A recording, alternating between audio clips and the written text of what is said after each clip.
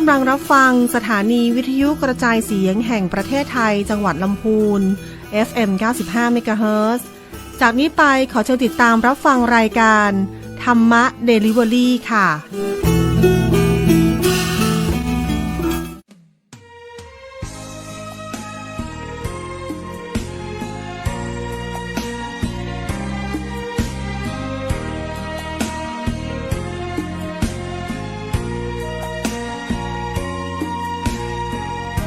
อย่าลืมทำบุญนะคุณผู้ฟังอาทิตย์ละครั้งฟังธรรมไหว้พระสักหนแม้ใครเขาวันเสาร์อาทิตย์วุ่นวนหยุดงานเรานั้นฝึกตนสืบค้นตามรอยความดีสุดแสนโชคดีที่เราเป็นไทยเมืองพุทธสืบสายชำระจิตใจแต่งสีทุกจางหายเพราะได้พระมาช่วยชี้ทำบุญหนุนใจไฟดีนี่แหละยอดมนต์คลั่งนางประนมน้อมก้มวันทาสวยงามสง่าสมเป็นชาวพุทธดีจังขอพรไตรรัตน์ช่วยปัดเป่าทุกข์เพิ่มหวังน้ำใจคนไทยไหลหลั่งเปรียบดังน้ำมนต์รดมาอย่าลืมทำบุญนะคุณผู้ฟังเจอกันอีกครั้งมีบุญให้โมทนาขออย่าหนีเร่อร้างห่างไกลวัดว่าอย่าลืมเมื่อใจโรยราเรามาทำบุญหนุนใจ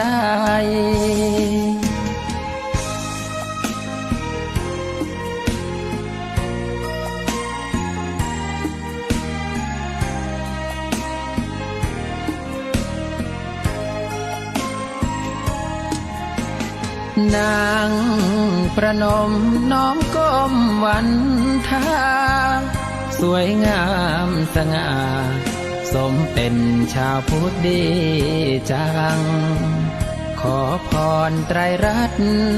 ช่วยปัดเป่าทุกข์เพิ่มหวังน้ำใจคนไทยไหลหลั่งเปรียบดังน้ำมนต์รดมาอย่าลืมทำบุญนะคุณผู้ฟังเจอกันอีกครั้งมีบุญให้โมทนาขออย่าหนี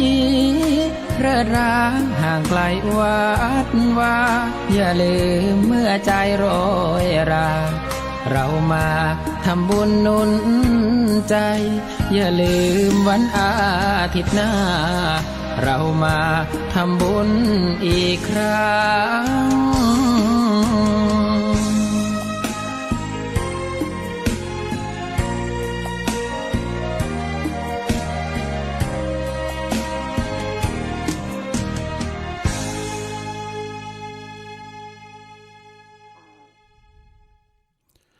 ขอ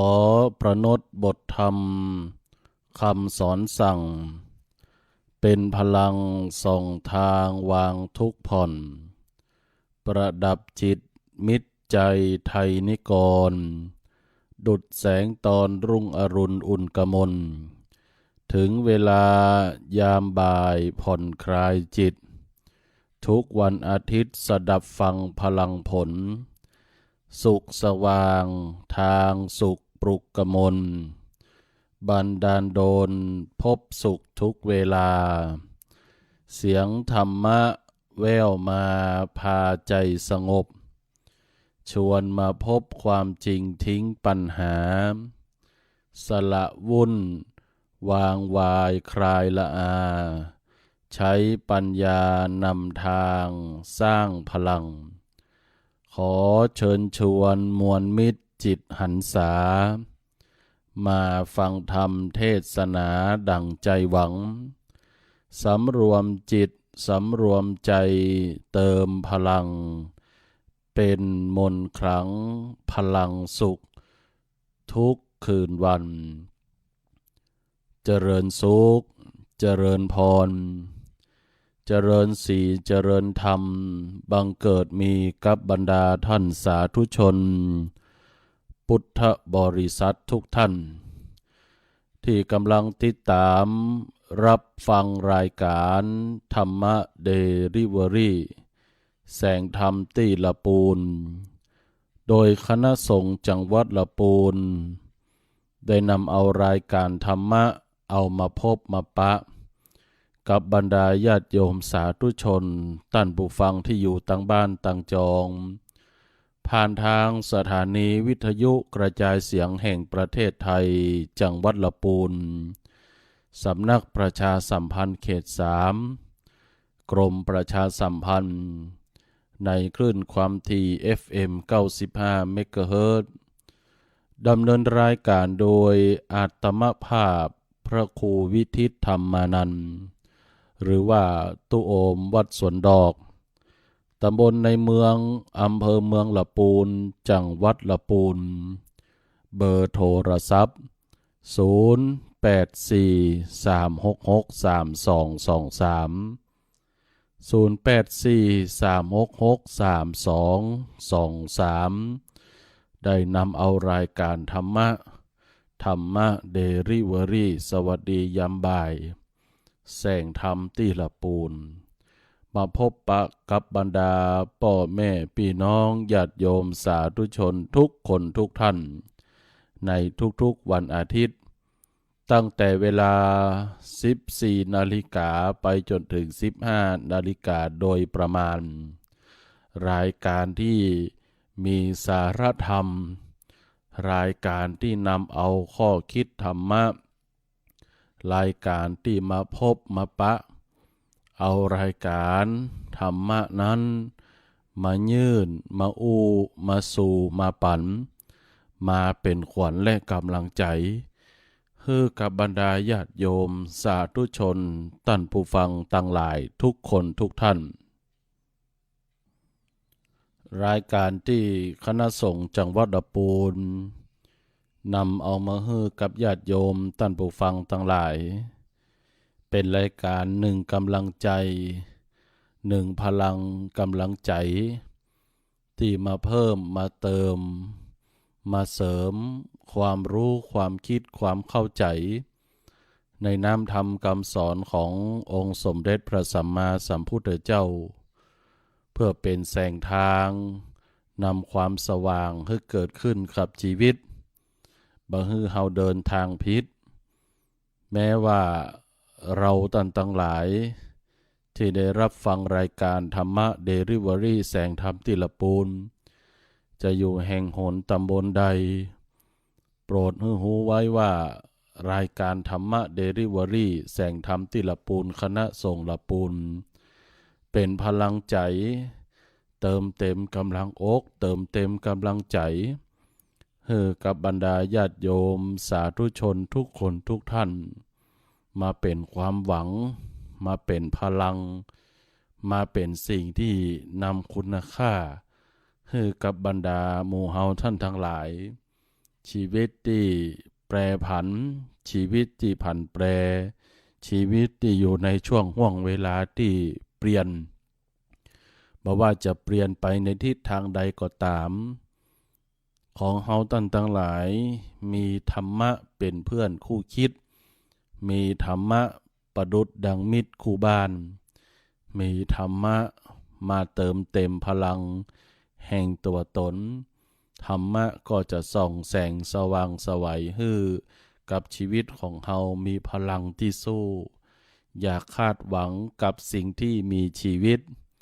อย่ายึดติดกับสิ่งที่มีวันดับสลายอย่ายอมแพ้หากยังมีลมหายใจ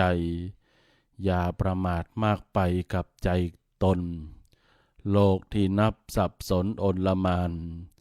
เปรียบแผ่นดินถิ่นฐานที่ขาดฝนหากรู้คิดรู้คอยปล่อยวางตนจะเป็นคนร่มเย็นกายและใจแสงธรรมนำทางสว่างชีวิตแสงพระธรรมพัฒนาจิตให้สดใสแสงแห่งธรรมส่องสว่างกายและใจแสงนั้นไซร้คือแสงธรรมนำความดีเป็นกำลังอกเป็นกำลังใจเป็นพลังเติมเต็มความดีงามความสุขให้กับท่านผู้ฟังตั้งหลายทุกคนทุกท่านตัวยในนามของพระเดชพระคุณหลวงพ่อท่านเจ้าคุณพระเทพรัตนนายกเจ้าคณะจังหวัดลำพูนเจ้าวาดวัดพระธาตุหริพุนชัยวรมหาวิหารฝากผ่านความห่วงใยฝากผ่านกำลังอกฝากผ่านกำลังใจมายังบรรดาพ่อแม่พี่น้องญาติโยมสาธุชนพุทธบริษัททั้งหลายทุกคนทุกท่านใครที่กำลังจะมา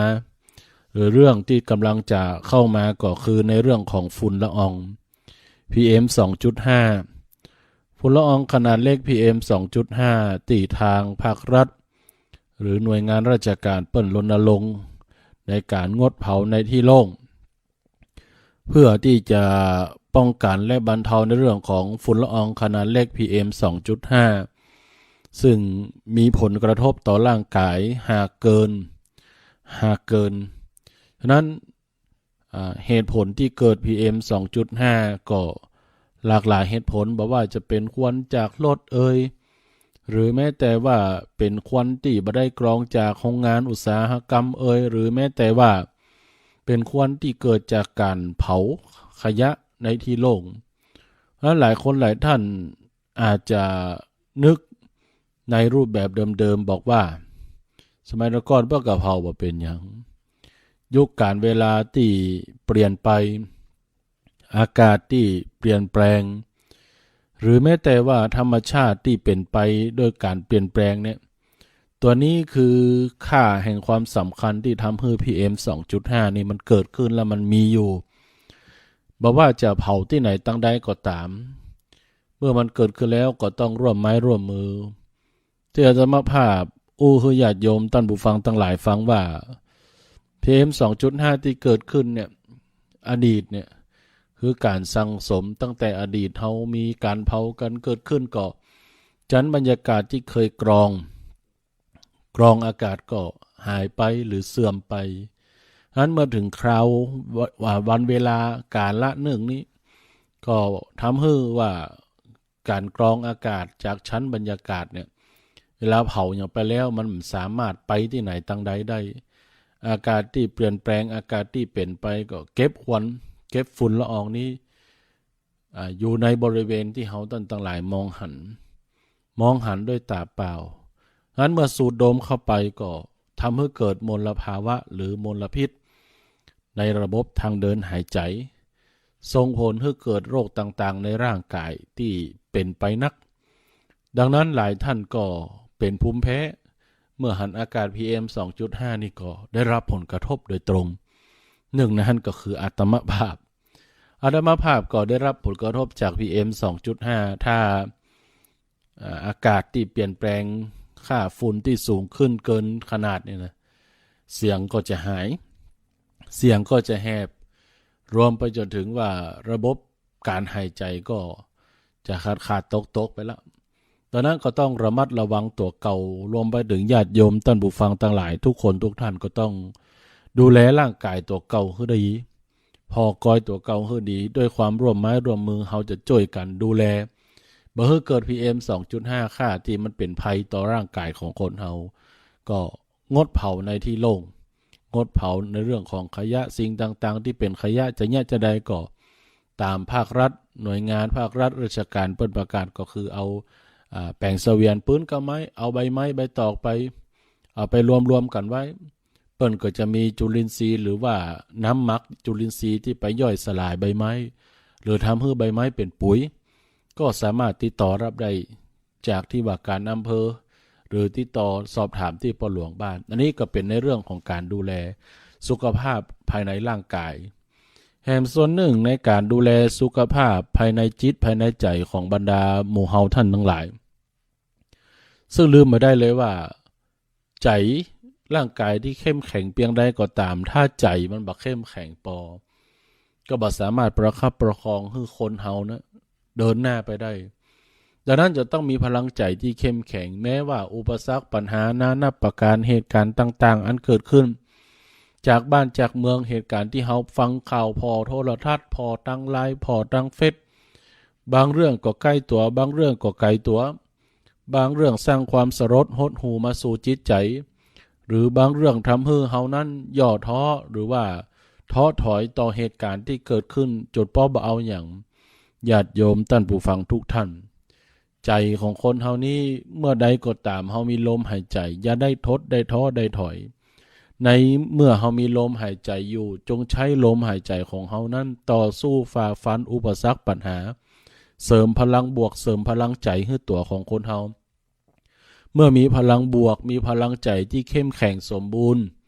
เมื่อใจพร้อมใจที่เข้มแข็งก็จะส่งผลให้กายของคนเฮานะสามารถต่อสู้ฝ่าฟันอุปสรรคปัญหาเดินไปข้างหน้าด้วยความมั่นคงฉะนั้นคณะสงฆ์จังหวัดลำพูนโดยพระเดชพระคุณหลวงพ่อท่านเจ้าคุณพระเทพรัตนนายกเจ้าคณะจังหวัดลำพูนเจ้าอาวาสวัดพระธาตุหริพุนชัยวรมหาวิหารฝากผ่านความห่วงใยฝากผ่านกำลังอกฝากผ่านกำลังใจมาสู่มายื่นมาฮื้อมาปันแก่บรรดาญาติโยมสาธุชนทั้งหลายทุกคนทุกท่านเพราะอย่างเพราะกำลังใจนี้ขอฮื้อเป็นมนต์พิเศษกำลังใจนี้ขอฮื้อเป็นมนต์ที่มีคุณค่ากำลังใจนี้ขอฮื้อเป็นมนต์ที่เข้มขลังเสริมพลังกายพลังใจฮื้อกับญาติโยมสาธุชนทั้งหลายฮื้อมีพลังกายพลังใจที่เข้มแข็งแข็งแรงสมบูรณ์อยู่บนโลกนี้ได้อย่างมีความสุขสืบต่อไปเพราะนั้นก็ต้องเป็นกำลังอกเป็นกำลังใจให้แก่บรรดาญาติโยมสาธุชนทั้งหลายทุกคนทุกท่านตัววันนี้ก็เอาเรื่องเล่าในพุทธกาลเช่นสมัยพระพุทธเจ้ายังมีพระชนชีพอยู่นำเอามาเล่าให้กับบรรดาหมู่เฮาท่านทั้งหลายท่านผู้ฟังทั้งหลายฟังว่าปัญหาท่านพราหมณ์ที่เข้ามาถามปัญหากับพระพุทธเจ้าแล้วก็พระพุทธเจ้าก็ทรงมีคำถามย้อนให้กับพราหมณ์อยู่ในเจนสมัยพระพุทธกาลคันพระสัมมาสัมพุทธเจ้าได้มีพระชนชีพอยู่นั่นก็พราหมณ์ได้เข้ามาก้มกราบพระพุทธเจ้าแล้วก็มาถามในเรื่องราวข้อคิดความรู้ต่างๆในส่วนของพระพุทธเจ้าพุทธองค์ก็มีข้อคิดธรรมะให้กับพราหมณ์ท่านหนึ่งโดยได้ตั้งเป็นปริศนาธรรมย้อนถามพราหมณ์ผู้เข้ามาถามปัญหาพระพุทธเจ้าไว้7ประการ7ประการที่พระพุทธเจ้าได้ย้อนถามปัญหากระพราหมณ์ก็บอกว่าในปริศนาธรรมข้อที่1พระพุทธเจ้าถามว่าอะไรที่คมที่สุดพระพุทธเจ้าถามว่าพราหมณ์อย่างที่คมที่สุดพราหมณ์ก็บอกพระพุทธเจ้าว่าข้าแด่พระองค์ผู้เจริญพันเตข้าแด่พระองค์ผู้เจริญขึ้นชื่อว่าสิ่งที่คมที่สุดนั้นข้าพระพุทธเจ้าขอตอบว่ามีดที่ลับแล้วหรือว่ามีดที่ฝนเรียบร้อยแล้วนะมันมีความคมที่สุด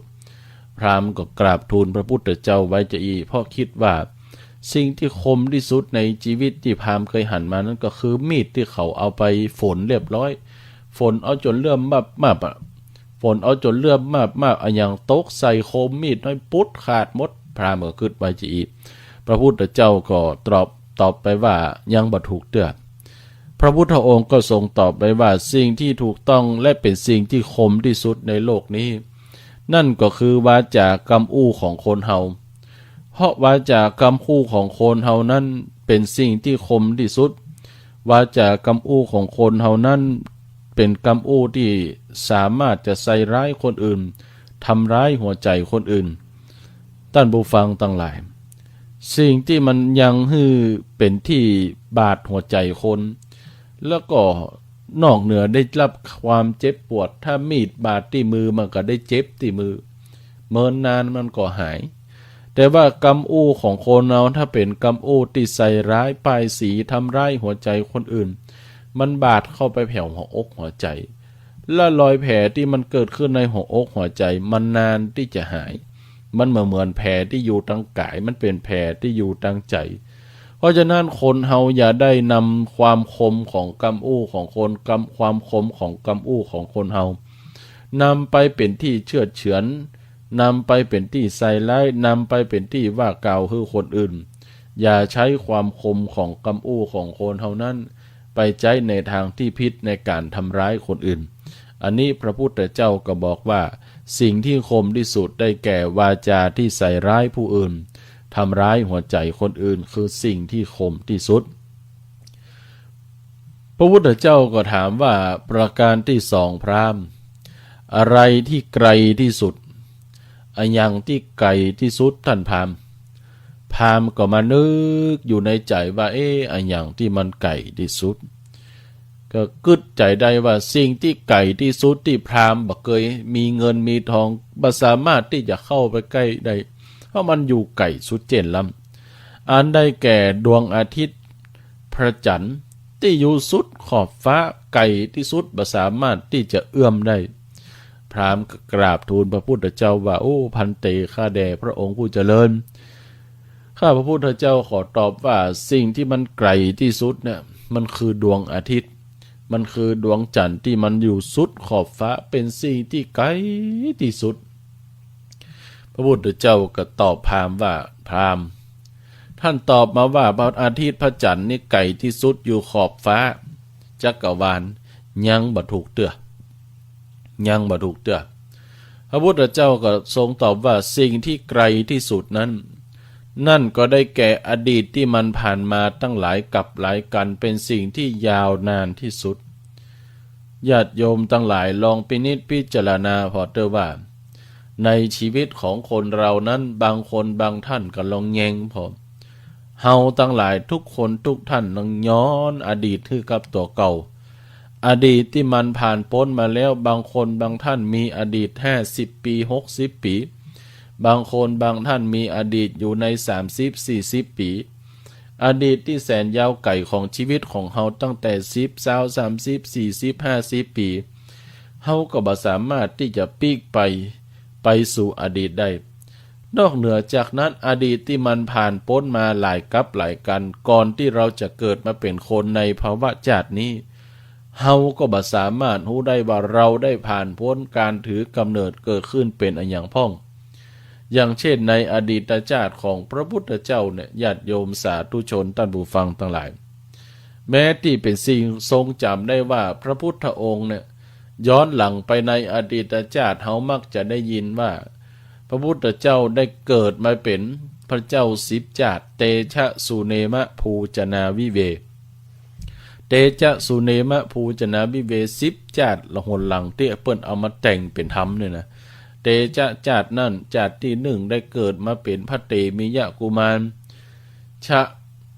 ชาติที่2ได้เกิดเป็นพระมหาชนกสุได้แก่ชาติที่3ได้เกิดเป็นพระสุวรรณสามเนก็คือชาติที่4ได้เกิดเป็น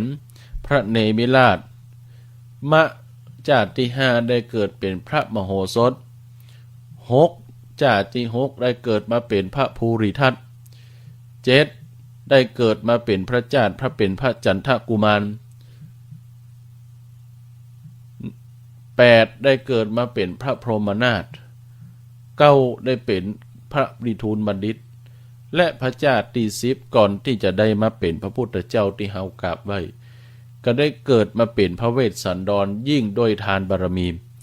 นอกเหนือจากพระเจ้า10 ชาติย้อนไปปางหลัง10 ชาติไปนะก็ยังมีพระเจ้า500 ชาติสถาญาติโยมเพราะฉะนั้นความไกลที่สุดที่พระพุทธเจ้าทรงตอบให้กับพราหมณ์นั่นก็ได้แก่อดีตที่มันผ่านมาหลายกับหลายกันเป็นสิ่งที่ยาวนานที่สุดที่คนเฮาบ่สามารถปิกย้อนไปถึงได้เพราะฉะนั้นสิ่งที่มันเป็นอดีตที่มันล่วงข้ามล่วงพ้นผ่านไปมันเนี่ยเฮาได้หวนรำลึกนึกถึงว่าสิ่งไหนเป็นสิ่งที่ดีเราควรปรับปรุงพัฒนาสิ่งไหนที่มันเป็นสิ่งที่ขาดตกบกพร่องเป็นสิ่งที่บดีบงามที่ผ่านมาในอดีตที่เฮาทรงจำได้ อันอย่างบดีก็ให้เอาขว้างอันอย่างที่มันบ่สมบูรณ์ก็ให้เนี่ยมันสมบูรณ์ยิ่งขึ้นไปอันนี้เป็นปริศนาธรรมข้อที่สองไกลที่สุดได้แก่อดีตที่ผ่านมาปริศนาข้อที่สามที่พระพุทธเจ้าย้อนถามปัญหาให้แก่พราหมณ์พุทธองค์ก็ย้อนถามปัญหาให้แก่พราหมณ์โดยถามว่าพราหมณ์อะไรที่ใหญ่ที่สุดพราหมณ์ก็นึกว่าสิ่งที่ยิ่งใหญ่ที่สุดเนี่ยที่พราหมณ์เคยคิดได้หันได้ก็คือโลกภูเขามหาสมุทรใหญ่ที่สุดพราหมณ์คิดได้ก็ตอบกราบทูลพระพุทธเจ้าพันเตข้าแด่พระองค์ผู้เจริญสิ่งที่ใหญ่ที่สุดข้าพระพุทธเจ้าขอตอบว่าภูเขาโลกมหาสมุทรใหญ่ที่สุดพุทธเจ้าก็บอกว่าท่านพราหมณ์เมื่อท่านตอบว่าภูเขาโลกและมหาสมุทรเป็นสิ่งที่ใหญ่ที่สุดยังไม่ถูกต้องสิ่งที่ยิ่งใหญ่ที่สุดได้แก่ตัณหาความทะยานอยากบ่มีที่สิ้นสุดที่ยังก่อภพก่อชาติให้แก่เฮาเป็นสิ่งที่ยิ่งใหญ่ที่สุดพราหมณ์ก็ฟังพระพุทธเจ้าว่ามันแต่กับสิ่งที่ยิ่งใหญ่ตัณหาที่มันเกิดขึ้นท่านผู้ฟังทั้งหลายตัณหาก็คือความทะยานอยากของคนเฮาบ่มีที่สิ้นสุดขึ้นชื่อว่าภูเขาก่อนว่าคนแค่ได้ภูเขาอันเนี้ยถึงไปเอาจนได้ขึ้นชื่อว่าโลกใบนี้ทั้งใบเนี่ยขนาดว่าเปิ้นยิงยานอวกาศไปสำรวจโลกเปิ้นก็ยังทำไปได้มหาสมุทรที่ยิ่งใหญ่ที่สุดคนกับปลากันไปสำรวจจนได้เพราะฉะนั้นความใคร่ได้ใครมีใครเป็นความทะเยอทะยานเป็นความอยากได้ของคนเฮาเป็นสิ่งที่บ่มีที่สิ้นสุดและเป็นที่สิ่งที่ยิ่งใหญ่แก่คนเฮาเพราะฉะนั้นคำว่าตัณหาเนี่ยเป็นสิ่งที่นำพาให้คนพบปะกับภพชาติใหม่ๆพบปะกับภพชาติใหม่ๆภพชาติบ่มีที่สิ้นสุดเพราะตัณหาของคนเฮาเนี่ยเปิ้นเลยบอกว่าในภาวะตัณหาของคนเฮาในอารมณ์แห่งวิปัสสนาบ่จบสิ้นโดยตัณหาสามอันแรกก็คือกามตัณหากามตัณหาก็คือความอยากในรูปรสกลิ่นเสียงสัมผัสกามารมณ์อันนี้เป็นตัณหาข้างต้นกามตัณหาอันที่สองภาวะตัณหาความอยากได้อยากมีอยากเป็นอันที่สามวิภาวะตัณหาความบักใคร่อยากได้ความบักใคร่อยากมีความบักใคร่อยากเป็นก็เป็นตัณหาเพราะฉะนั้นเลยเป็นสิ่งที่ยิ่งใหญ่ที่สุดก่อภพก่อชาติบ่หมดบ่เสี่ยงเพราะตัณหาอันนี้ก็เป็นประการที่สามที่พระพุทธเจ้าทรงถามปัญหาพราหมณ์ตอบรับปัญหาพราหมณ์ประการที่สี่พระพุทธเจ้าก็ถามพราหมณ์ต่อไปว่าเมื่อท่านมาถามเขาถามท่านไปว่าอะไรอย่างเป็นสิ่งที่หนักที่สุดอะไรเป็นสิ่งที่หนักที่สุดประการที่สี่พราหมณ์ก็มานึกว่าสิ่งที่หนักที่สุดที่มันมีน้ำหนักได้แก่หินได้แก่เหล็กได้แก่แร่ธาตุได้แก่ดินได้แก่น้ำเป็นสิ่งที่หนักที่สุดพราหมณ์ก็กราบทูลพระพุทธเจ้าว่าพันเตข้าแด่พระองค์ผู้เจริญข้าพุทธเจ้าขอตอบว่าสิ่งที่หนักที่สุดได้แก่หินเหล็กแร่ดินน้ำหนักที่สุดพุทธเจ้าค่ะพุทธเจ้าก็บอกว่าท่านพราหมณ์สิ่งที่ท่านตอบมานั้นยังบ่ถูกเตื้อสิ่งที่หนักที่สุดนั้นพระพุทธเจ้าก็บอกว่าคือคำมั่นสัญญากรรมอู้ของคนน่ะเป็นสิ่งที่หนักที่สุดได้แก่คำมั่นสัญญาอู้ง่ายแต่ทำยากคำสัญญานั้นเป็นสิ่งที่หนักที่สุดเพราะนั้นคนที่ถือสัจจะคนที่ถือคำมั่นสัญญาเป็นคนที่หนักแน่นคนที่เป็นสัญญาเนี่ยใครได้สัญญาว่าจะฮื้ออันนั้นสัญญาว่าจะฮื้ออันนี้เฮามักจะมองว่าคนเนี่ยมักจะอู้ง่ายแต่เวลาจะทำตามสัญญาแล้วยากเพราะมันเป็นสิ่งที่หนักเป็นสิ่งที่ยากคือคนเฮาทำยากคือคำมั่นสัญญาเพราะฉะนั้นสัญญาเนี่ยศรัทธาญาติโยมท่านผู้ฟังทั้งหลาย เป็นสิ่งที่หนักที่สุดที่พระพุทธเจ้าทรงแสดงไว้อันนี้เป็นประการที่สี่ประการที่ห้าพระพุทธเจ้าก็ถามปัญหาพราหมณ์บอกว่าท่านพราหมณ์อันอย่างที่เบาที่สุดพราหมณ์เขามานึกว่าอันอย่างจะที่มันเบาที่สุดเนี่ยมันปอใครมีน้ำหนักนี่มันอันอย่างพราหมณ์ก็มากึดในใจกึดใจได้ว่าที่มีความเบาที่สุดเนี่ยได้แก่นุ่นได้แก่สำลีได้แก่ลมได้แก่ใบไม้แห้งเพราะอันอย่างเพิ่นว่าหาบานักอีเนาะเพิ่นว่าหาบานักอันอย่างหาบานักก็ได้แก่นุ่นสำลีเพราะมันเอาเวลาเอาใส่หาบท่านผู้ฟังญาติโยมทั้งหลาย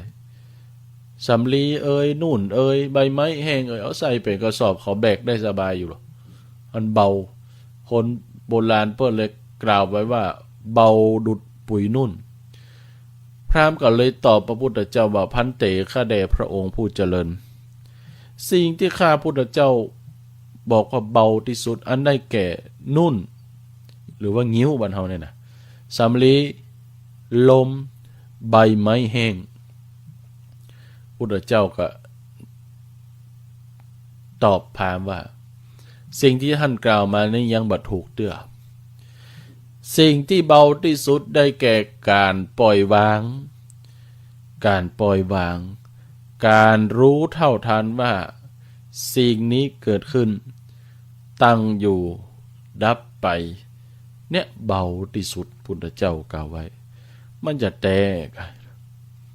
พุทธเจ้าก็อธิบายให้แก่พราหมณ์ว่าลักษณะของการปล่อยวางในวิถีชีวิตของคนเฮาได้แก่การคลายความทุกข์การคลายสิ่งที่ยึดถือมันถือมันทิฏฐิมานะออกและมาโป่งจับอนิจจสังขารของคนเฮาว่ามันย่อมเกิดขึ้นมันย่อมตั้งอยู่มันย่อมดับไปเป็นธรรมดาถ้าเฮาพิจารณาอยู่เนืองเนี่ยเฮาจะมีชีวิตอยู่บนโลกมนุษย์สงสารได้แบบสบายใจเฮาจะอยู่แบบเครียดเฮาจะอยู่แบบมีความสุขท่านทั้งหลายการปล่อยวางเป็นอาการลักษณะของคนเฮาที่บ่ยึดมั่นบ่ถือมั่นที่ค่อยๆปล่อยมือหรือถ้าเป็นภาษากำเมืองเฮาเนี่ยมองหันอันอย่างกระจ้างมันเตอะไอ้บ่จะไปเก็บมาใส่หัวอกใส่หัวใจมันมันเครียดกูสิ่งกูอย่างก่อนมันเก็บใส่หัวอกหัวใจเนี่ยมันเครียดละอยู่ที่ไหนก็ตึงบ่ม่วนนอกเหนือจากนั้นลอยพอหรอกรรมประพันธ์เปิ้นเอามาบ่ายจะได้ใครจะเมินใครจะมองยายจะต้องไหวหวั่นใครจะใส่ร้ายกันยายจะต้องสนใจใครจะดีใครจะเลวมันก็เรื่องของเขาใครจะนินทาเรายายจะต้องทุกข์ใจใครจะร้อใครจะด่ายายจะต้องว่าตอบใครไม่สนใครไม่ชอบยายจะต้องใส่ใจใครจะคิดใส่ความยายจะต้องบุ่นจิตหากตัวเราไม่ผิดจะไปคิดทำไมอันนี้เป็นบทประพันธ์ที่เกิดขึ้นบนบทเพลงแล้วก็มันเนี่ยคือเขามาเป็นข้อคิดว่าในวิถีชีวิตของคนเฮาถ้าคนเฮานำปาชีวิตด้วยการปล่อยวางชีวิตเฮาก็จะเต็มเปี่ยมไปด้วยความสุขชีวิตเฮาก็จะมีแต่ความสุขเพราะฉะนั้นในวิถีชีวิตของการมีชีวิตอยู่เนี่ยมันจะนำพาชีวิตเฮาให้มีความสุขได้จะต้องรู้จักปล่อยวางปล่อยให้ได้วางให้เป็นจะไปมัวก็กำมันไว้บางครั้งบางทีมันเป็นเรื่องที่นักบางครั้งบางทีมันบ่สามารถที่เฮาตั้งหลายจะอยู่ได้กับมันเฮาจะต้องคลายความยึดมันถือมันออกไปเหี่ยวห้องจะไปเก็บมาใส่จิตใส่ใจกูเรื่องกูราวมันทำให้เฮาเบาขึ้นมันทำให้เฮามีความสุขขึ้นเพราะฉะนั้นสิ่งที่ทำให้คนเฮาเบาที่สุดได้นอกเหนือจากนุ่นงิ้วสำลีลมใบไม้แห้งนั่นคือการปล่อยวางดังพระพุทธเจ้าว่าไว้ประการที่6พระพุทธเจ้าก็ทรงตรัสถามแก่พราหมณ์ว่าพราหมณ์อันอย่างที่ใกล้ที่สุดอันอย่างที่ใกล้ตัวเฮาที่สุดพราหมณ์ก็มานึกว่าอันอย่างที่ใกล้ตัวเฮาที่สุด ลับตานึกพอคนที่ใกล้ตัวเฮาที่สุดแล้วก็โอ้พ่อแม่ญาติพี่น้องภรรยาลูกเต้าคนเหล่านี้ใกล้ที่สุดเลยพราหมณ์ก็กราบทูลพระพุทธเจ้าว่าพันเตข้าแด่พระองค์ผู้เจริญสิ่งที่ใกล้ที่สุดข้าพระพุทธเจ้าขอตอบว่าพ่อแม่ญาติพี่น้องภริยาลูกเต้าเหล่าหลานของข้าพระพุทธเจ้าเจ้าค่ะพระพุทธเจ้าก็ตัดคือแก่พราหมณ์ว่าพราหมณ์สิ่งที่ใกล้ตัวเราที่สุดบ่ใจญาติพี่น้องบ่ใจภรรยาบ่ใจสามีบ่ใจลูกบ่ใจหลานสิ่งที่ใกล้ตัวเราเปรียบประดุจเหมือนเงาตามตัวนั่นได้แก่ความตายที่เฮาไปอยู่ไปที่ไหนต่างใดเนี่ยมันเหมือนกับเงาวิ่งตัวตามตัวเฮาตลอดเวลาบ่เคยห่างจากตัวเราเลยความตายนั้นเปรียบประดุจดังเงาตามตัวถ้าจะต่อบ่พ่อบ่แม่ครั้งหนึ่งเฮาก็สามารถห่างพ่อห่างแม่ไปทำการทำงานบ่ได้อยู่กับภรรยาบ่ได้อยู่กับลูกบ่ได้อยู่กับเต้าบ่ได้อยู่กับญาติพี่น้องมีช่วงขณะที่ไปทำงานก็ต้องอยู่ห่างกันแม้จะปีกมากินข้าวปีกมานอนบ้านแม้จะปีกมาทำกิจกรรมหรือดูแลบ้านมาสังสรรค์เฮฮากันก็ต้องแยกย้ายกันแต่ว่าความตายเปรียบประดุจดังเงาตามตัวอยู่ตลอดเวลาพระพุทธเจ้าก็ทูลกล่าวไปว่าตรัสไปว่าสิ่งที่มันใกล้เฮาเนี่ยมันคือความตายนั่นแหละที่วิ่งตัวคนเฮาอยู่ตลอดเวลาอันเนี้ยเป็นข้อที่6สิ่งที่ใกล้ตัวเราที่สุดได้แก่ความตายประการที่7พระพุทธเจ้าก็ถามปัญหาพราหมณ์ว่าพราหมณ์อันอย่างง่ายที่สุดพราหมณ์ก็คิดว่าในวิถีชีวิตของข้าเนี่ยสิ่งที่มันง่ายที่สุดคือได้การกินข้าวก็ง่ายนอนก็ง่ายอู้ก็ง่ายหายใจก็ง่ายมันง่ายที่สุดนะ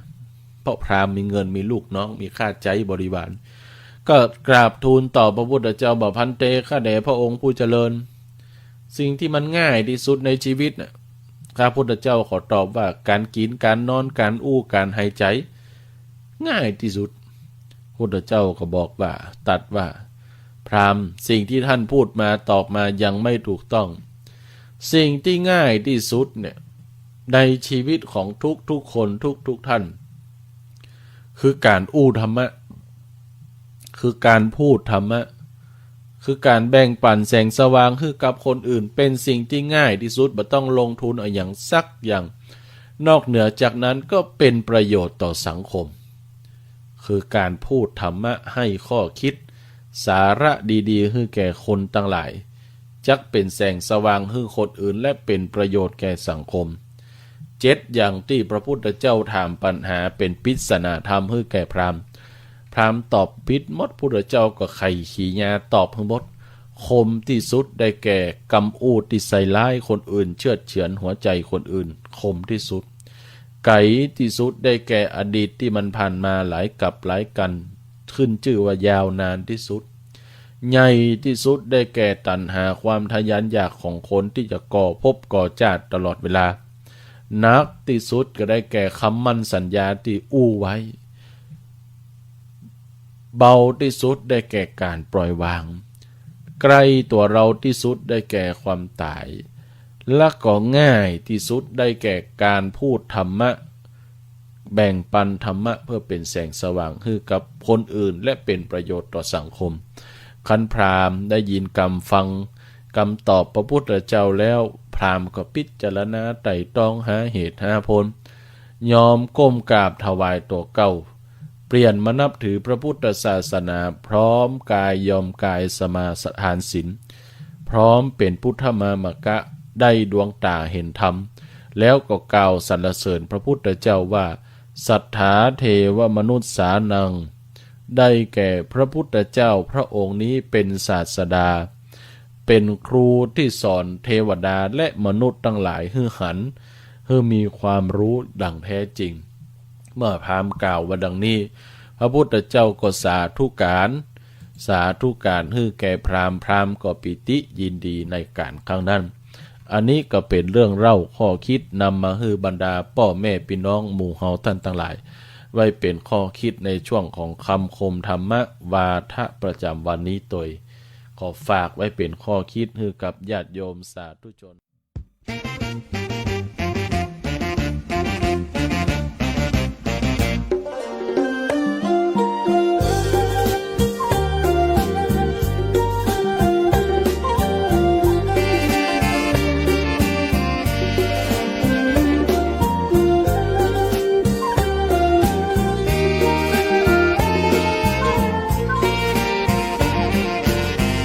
หลักธรรมคือหลักความจริง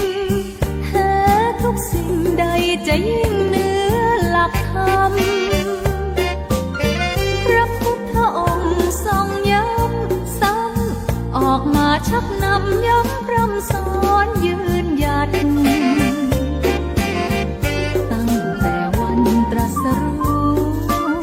โลกวิทูรู้แจ้งโลกสรรพสัตว์มรรคผลนิพพานนรกสวรรค์สารพัดแจกแจงแจ้งชัดไว้ไม่มีคลาดเคลื่อนหาได้ใครเหมือนไม่บิดเบือนตลอดวันเดือนปีใดโลกจะเวียนเปลี่ยนไปเสื่อมเจริญเช่นไรหลักธรรมไม่ได้เอ็นเอียงธาตุสี่ในกายทั้งดินน้ำลมและไฟ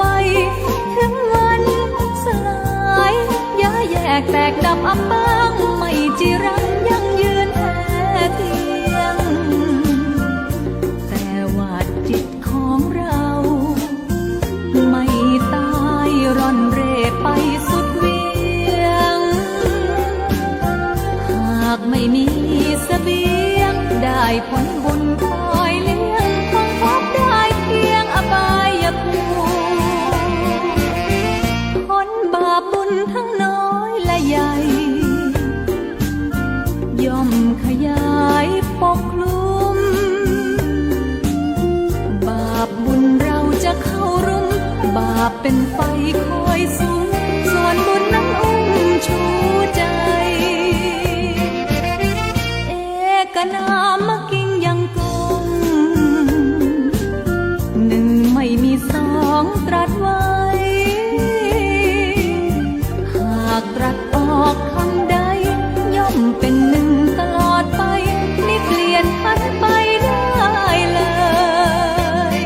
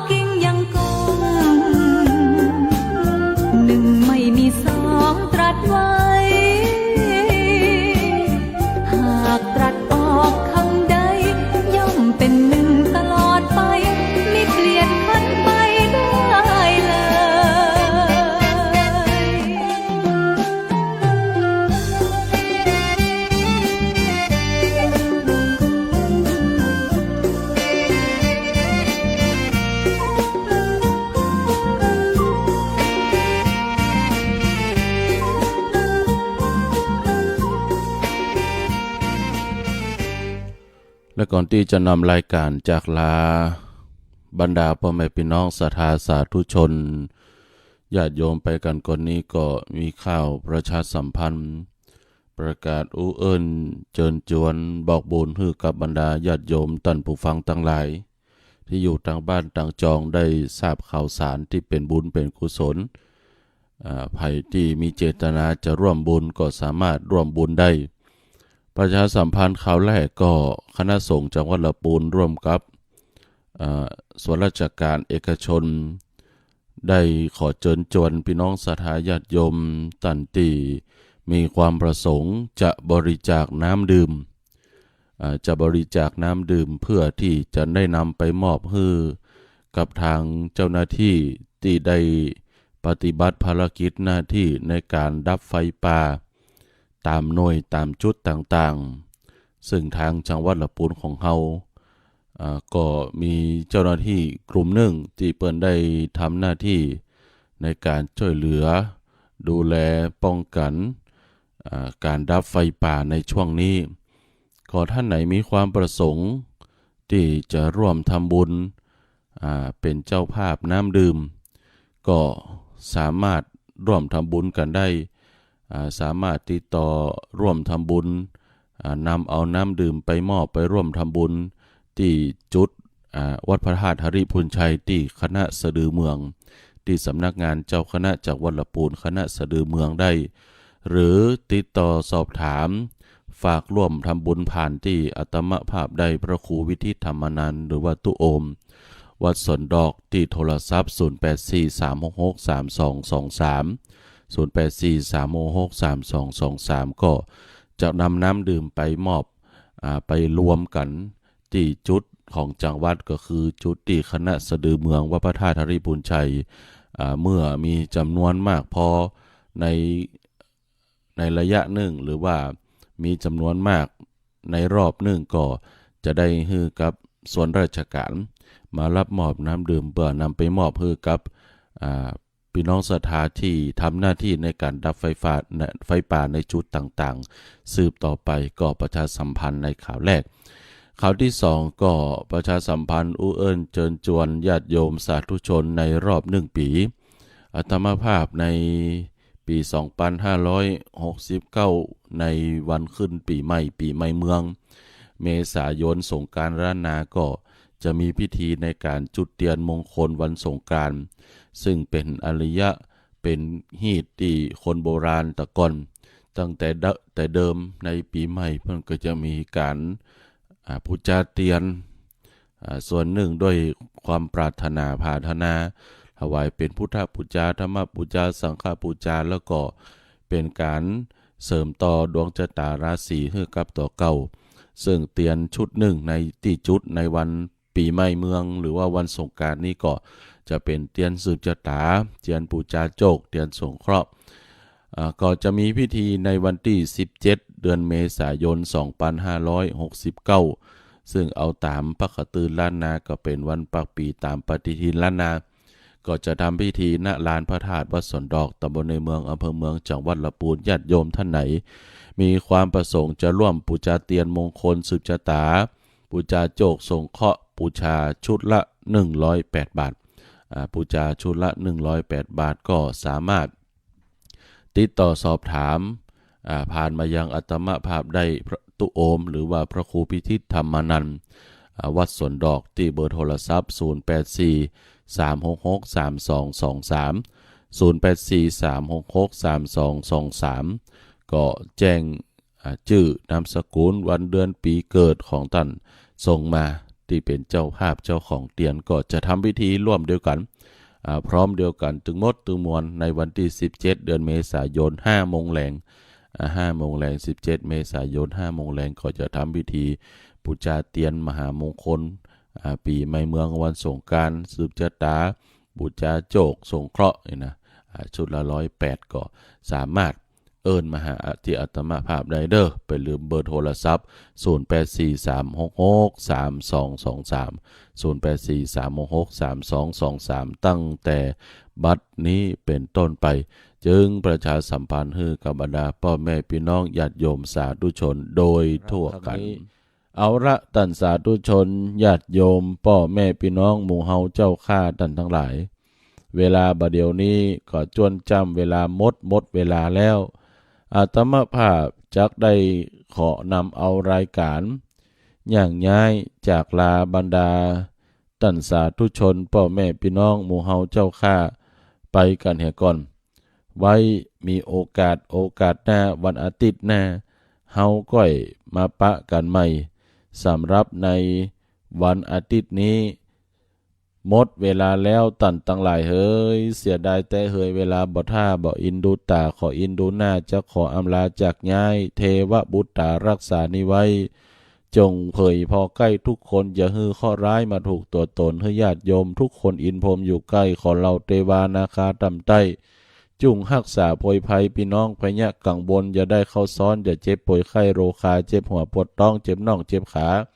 ขอพองพญาไกกาจากเจ้าให้อายุยืนยาว120 ขวบเข้าสมดังกำปอนนิสัยก่อนพรากจากกันขอจำชื่อไว้เตอะรายการธรรมะแสงธรรมโปรดจำชื่อไว้เตอะดวงไทยตาขำก้อยมาฟังธรรมขีญาวันนาก้อยมาฟังธรรมขีญาวันนายะถาสปีปอนดีพุทธะใจยะมังกะละน้อมเอามาปั่นรายการธรรมะเดริวอรี่แสงธรรมที่ละปูนที่เฮาฟังกันเวลาก็ผ่านมดลงเสียงลงเต้าอี้วันอาทิตย์หน้าเชิญมาปะกันที่นี่เวลาพอดีบ่น้อยสุข3ประการเจยบานชื่นจ้อยกล่าวเป็นคำถ้อยให้ฟังอายุวันนะพละสุขขังมีแก่คนฟังเหมือนกันจูผู้มีแก่คนฟังเหมือนกันจูผู้อยู่ดีมีสุขมีโชคมีใจไร้โรคโศกภัยร่ำรวยเงินทองเหมือนกันจุผู้นายคนเด้ออายุวันโนสุขังพะลา